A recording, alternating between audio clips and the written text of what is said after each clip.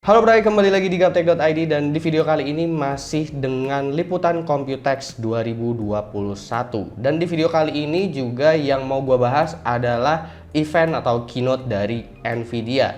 Tanpa perlu berbasa-basi lagi, gue akan bahas tuntas ada apa aja sih yang baru dari Nvidia di Computex 2021 ini. Keynote dari Nvidia dibuka oleh Jeff Fisher, yaitu Senior Vice President dari Nvidia. Dibuka dengan beberapa scene game yang dimana ini memiliki dukungan RTX dan DLSS. Pembahasan pertama adalah mengenai pertumbuhan aktivitas entertainment. Saat ini revenue stream dari gaming bisa mencapai 180 miliar US dollar dengan 45 juta kreator, 35 juta broadcaster, 60 juta PC gamer baru, hingga 436 juta audience e-sport. Nvidia juga menunjukkan bagaimana mendukung seluruh kebutuhan para gamer dan konten kreator dengan fitur-fitur yang bisa membuat bobot laptop gaming jadi tipis, low latency display, hingga laptop kelas studio untuk para kreator. Di sini sebenarnya Nvidia ingin nunjukin aja sih kalau kehadiran RTX series itu benar-benar merubah standar baru baik itu di PC desktop ataupun di laptop. Karena akhirnya udah lebih dari 130 game dan software yang udah mendukung ray tracing dan juga AI alias DLSS.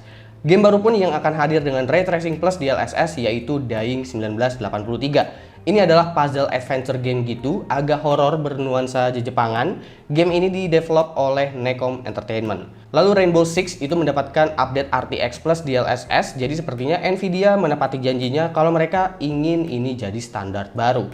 Lalu ada juga Icarus, Red Dead Redemption juga mendapatkan update RTX DLSS. RTX DLSS juga kali ini masuk ke game VR. Udah lama ya kayaknya nggak dengar kabar update untuk VR. Gue pikir ini nggak dipeduliin lagi sama Nvidia, ternyata nampaknya di sini masih tetap serius untuk dijalanin. Nvidia juga mengumumkan beberapa game yang mendapatkan fitur update untuk Nvidia Reflex alias ultra low latency dari Nvidia. Di sini Nvidia kembali menjelaskan bagaimana pentingnya si DLSS ini dan seberapa efisien, seberapa masif kemampuan dari Tensor Core yang memang bertugas untuk menjalankan AI.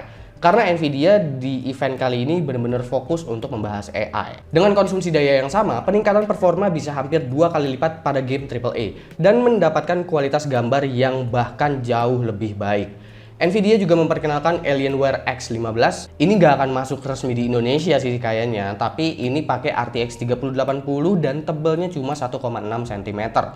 Akan ada lebih dari 140 model laptop gaming di pasaran yang menggunakan GeForce RTX. Lalu ada juga Nvidia Studio Laptop. Jadi ini adalah laptop yang memang didesain untuk para konten kreator yang punya desain secara penampilan itu nggak terlalu banyak gimmick.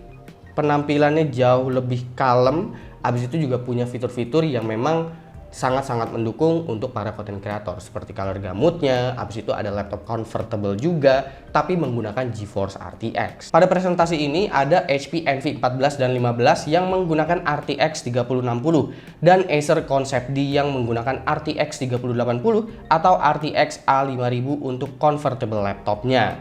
Bicara soal content creation, Nvidia juga membahas Omniverse atau Omniverse Machinima. Ini adalah teknologi 3D secara real time yang dimana bisa mempermudah para konten kreatornya dalam pembuatan karya. Di sana udah tersedia AI, ray tracing, material, dan juga physics. Animating di masa depan nanti jadi berasa kita lagi main Minecraft atau main The Sims aja gitu.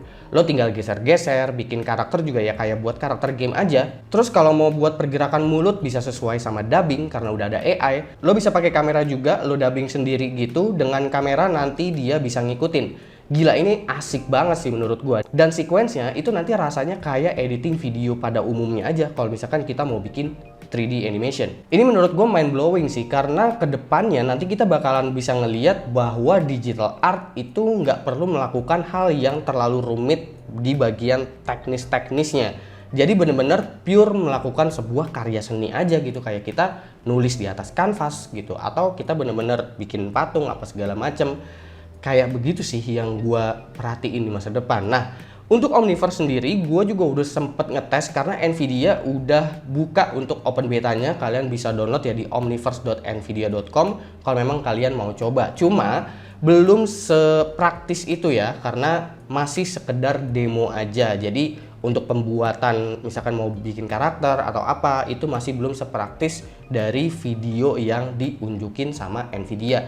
Cuma kedepannya itu akan dibuat seperti itu. Dan menariknya lagi si Omniverse ini, dia punya konektor. Jadi meskipun itu adalah softwarenya Nvidia, nanti kalian bisa konekin ke renderer kalian atau ke software 3D animation kalian gitu, atau 3D imaging kalian kayak 3ds Max, abis itu juga mungkin Cinema 4D, Blender. Sejauh ini sih yang udah ada Blender, Adobe, abis itu ada 3ds Max itu tadi gitu. Nah, yang lainnya itu bakalan menyusul juga setelah nanti open betanya atau software dari Omniverse ini udah bener-bener 100% sempurna lah dari Nvidia mungkin ya.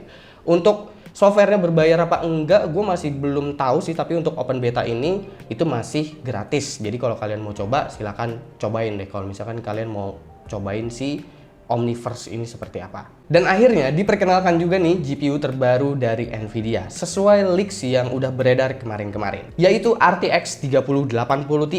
Dan udah dikasih tahu juga untuk spesifikasi detail dari 3080 Ti ini. RTX 3080 Ti menggunakan 34 shader teraflops, 67 RTT flops, dan 273 tensor T-flops. VRAM yang digunakan adalah 12 GB GDDR6X. Nvidia klaim ini 1,5 kali dari 2080 Ti. Gue cukup heran sih kenapa comparingnya ke 2080 Ti gitu, bukan gap dari 3080 ke 3080 Ti. RTX 3080 Ti Founders Edition sendiri akan available pada tanggal 3 Juni 2021 dengan harga mulai dari 1.199 US dollar. Fix ini hitungan detik gua rasa bakalan habis, jadi kayaknya tanggal 4 Juni 2021 harganya udah naik 2 kali lipat.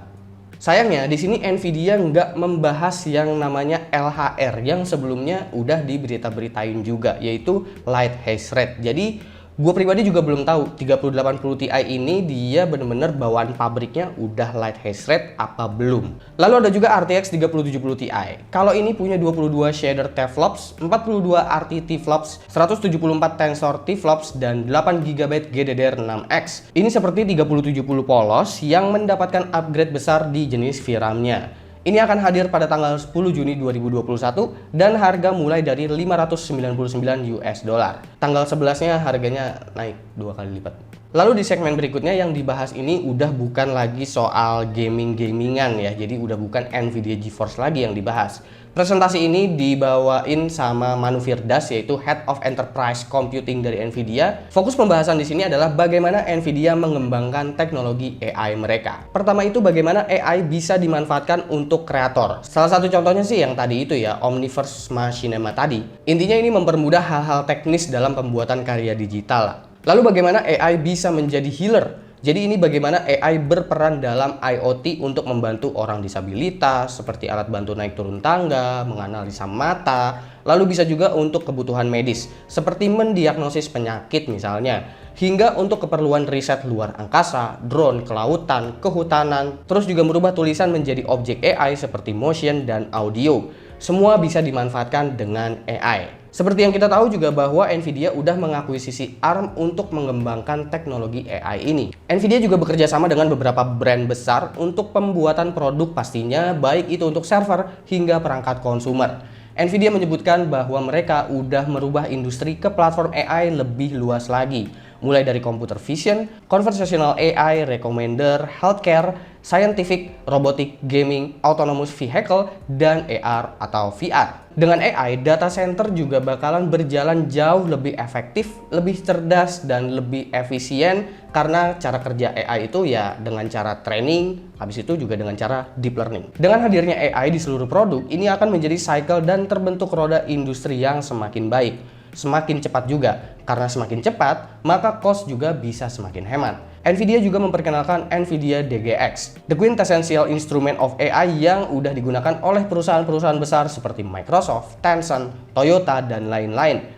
Teknologi yang ada di dalam DGX ini juga dikabarkan akan siap untuk kalangan mainstream. Dengan begini, teknologi AI untuk machine learningnya itu nggak cuma ada di superkomputer, server, tapi kali ini juga bakalan masuk ke kelas workstation, bahkan mungkin desktop PC sekalipun. Nvidia juga memperkenalkan BlueField 2, sebuah mainstream server untuk data center. Dan per tahun 2022, Nvidia akan merealisasikan BlueField ini menjadi lebih compact lagi dengan kolaborasinya bersama ARM, membuat supercomputing menjadi jauh lebih mobile.